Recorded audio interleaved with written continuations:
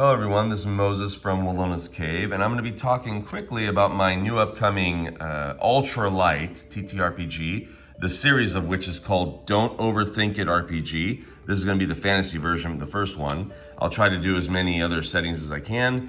This is an old document here, I'm still writing notes, that's why you see that there's a page 1 for the cover. That doesn't make sense. I'm going to fix it all up. The rules so far, the rules themselves, is about 10 to 12 pages. I think, in an A5 size. That's including strongholds, mass combat, healing, etc. I have combat right here I'm going to talk about in this video. Let me show you, this is just a cheap piece of paper and I folded it to make it look like the size of the book. So this is what the size of the book will be. This is already updated, this is a cheap piece of paper, and I did not do high quality printing. That's why you see lines in my drawings, or my drawing. So every heading, I'm gonna put a drawing of mine. So here's combats. What's that? Is that a bad print? No, it's just a piece of lint or something. But yeah, so there's combat. This is already changed up a little bit more. So I'm trying to make this as concise as possible.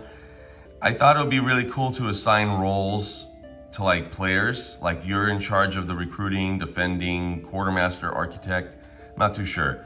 There's also a huge list of functions I did, like basically things you could build and upgrade, like marketplace, garden, etc. And those of which will have upgrades as well, but a lot of it will be up to the player and GM's discretion. It's going to be a lot of rulings over rules. As you can see, this is just the rules for the combat. This has been through a lot of revisions and still probably is not good enough for my liking. But it's going to be a lot of rulings over rules. So there's going to be you can grow a garden, by the way, which is a trait. So everything's a trait. If you want to grow something, or build something in your stronghold, it's a trait. So let's say you want to build a keep, that's a trait. So now your castle it could be a ship as well. It doesn't have to just be a castle. It could be a castle, tower, camp, ship, hidden cave, guild, hall, and then provide a unique bonus decided by the GM or players. You all decide. Instead of me making a 500-page book on all the things I'm thinking of, you decide what the trait is. Why is your ship unique? Maybe it has booby traps everywhere. Okay, it's gonna have, sorry for that chime, it's gonna have a booby trap trait, that ship. So there'll be booby traps everywhere, and you could just purchase those traits, let's say it's 10 gold, to put more booby traps everywhere. Or upgrade them. Instead of 10 gold, it's gonna cost 15 gold, because the booby trap also alerts you as well. Not just the booby trap, but it alerts you that someone's in your ship, etc. Stuff like that. So it's gonna be a lot of that. So add traits. Players purchase traits to enhance their stronghold. The cost of the traits increase with power of utility. Okay, things like that. So I didn't want to talk too much about the stronghold because I'm not finished with this yet, and I also have mass combat as well. But regardless, so with combat, this is what I have thus far. This is the whole. Let me zoom out. The whole rules for combat so far. So as you can see, there's no initiative like every Powered by the Apocalypse system. There's only one move. Within the main system, there's only basically one main move. That's it. It's sort of like World of Dungeons, where there's only one move. With combat, there's this move to help out a little bit more, make it more unique, okay? That's all it is. I've been playtesting like crazy. But the problem I'm having is over the years, people have talked to me about Powered by the Apocalypse system and why I love it. Top 5 of my top 10 RPGs of all time are Powered by the Apocalypse system, like Avatar Legends, Dungeon World, Monster of the Week, etc. And the common pushback I get is, well, you have to look for the move or you can't do it. Well, that's where World of Dungeons comes in, and my system, in a way. There's no move, just think of it, exactly think of it like my magic system. My magic system that I have, it's whatever you want, whatever you can think of as long as it fits the setting, do it. If you want a 5,000 pound or even 5,000 ton cow to appear above your enemies and then just, let it go and not levitate anymore and just smash your enemies, do it. Roll for it. you better roll a 1 and a 2 because it might appear above your head. So that's where it could limit some magic. I'm not too sure if I'm gonna do a miscast table. No need to really, because if you roll a 1, it's narrative. That's what's gonna happen. The GM could say, okay, well now the cow appears above your head. You can try to quickly roll dodge with a -1 to your roll, sort of like a disadvantage. This is what it's all about for combat. It's no initiative, player action, roll to resolve, 2d6 if you have a trait that can help with that particular action you're trying to do.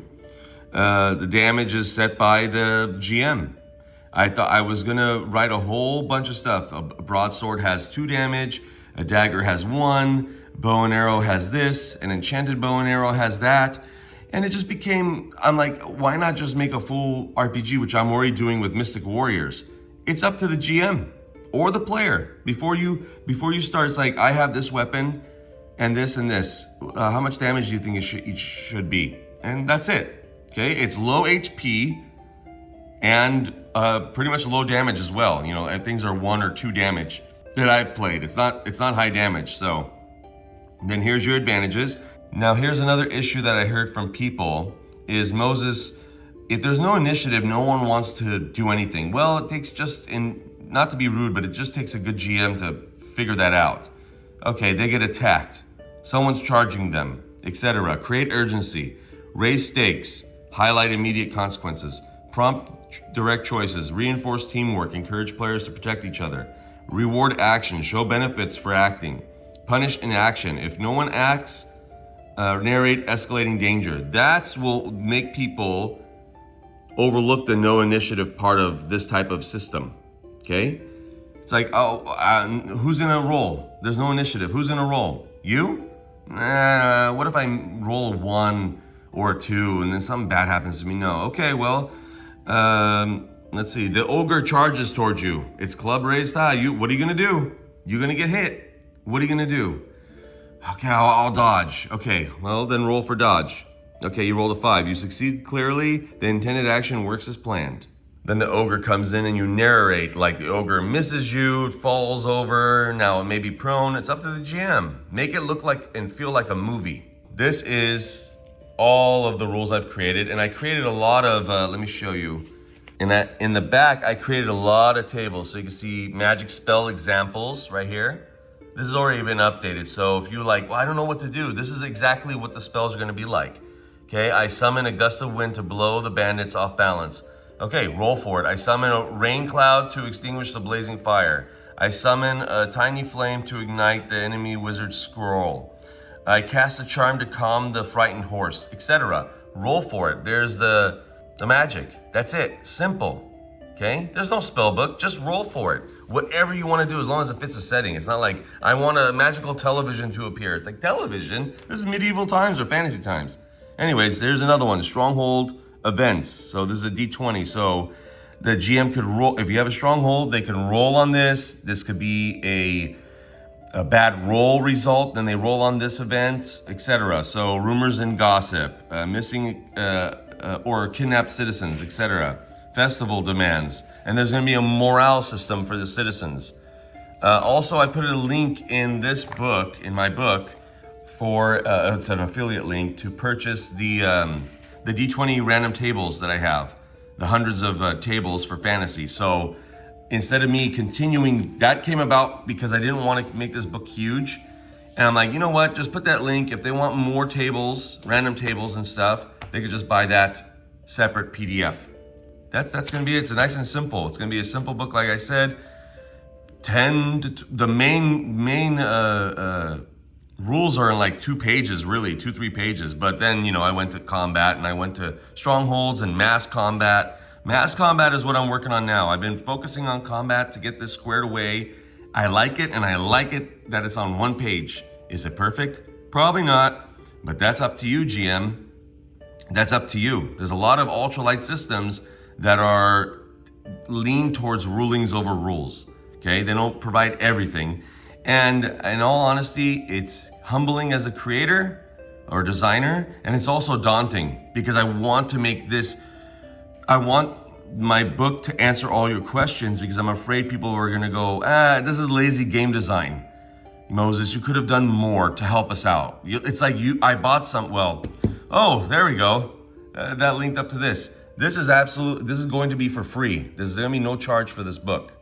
And probably any other setting of this series of Don't Overthink It RPG. There's gonna be no charge. Okay, it's gonna be free. But like, I don't want people to say, Moses, you are being lazy. You could have wrote a little more rules. I don't wanna do that. Because I'm already doing that for Mystic Warriors and Mystic Warriors Lite Edition. Lite Edition is killing me. I almost want to stop doing it. It's about 38 pages now. I'd rather go to my 180-page book and make that even bigger than the 38-page Lite Edition of my Mystic Warriors RPG, which is a D100 system with a special D10 extra die, a Mystic die. This is so much harder to cram, let's say a chapter, because all of us know a chapter is devoted to the combat. I had to squeeze it into one page. It was not easy. Plus give notes to the GM. So really the rules are right here. That's it. Okay? Well, what does my damage and my sword do? I don't know. What does a sword look like? Is it a two-handed sword? Okay, well, double it from a one-handed sword. Well, what's damage even start with? That's where I may put in the back. There's a lot of references, and it's called example section. It's gonna be in the back to help out, like you saw the spells. But I might put like a little list of like, a dagger does 1 damage, a broadsword does 2, an enchanted arrow does 1 damage, but can do a lingering effect. And it's up to you, the player, and you, the GM. All of us are homebrewers. We've all done it. Okay, this is going to be an ultra light system of rules that are going to be easily modifiable. Is that a word, modifiable? Modifiable. Well, regardless, it sounds like it is. And a good foundation for you to continue on what you want to do. So strongholds, mass combat, etc. All right, everybody. Happy gaming. Bye.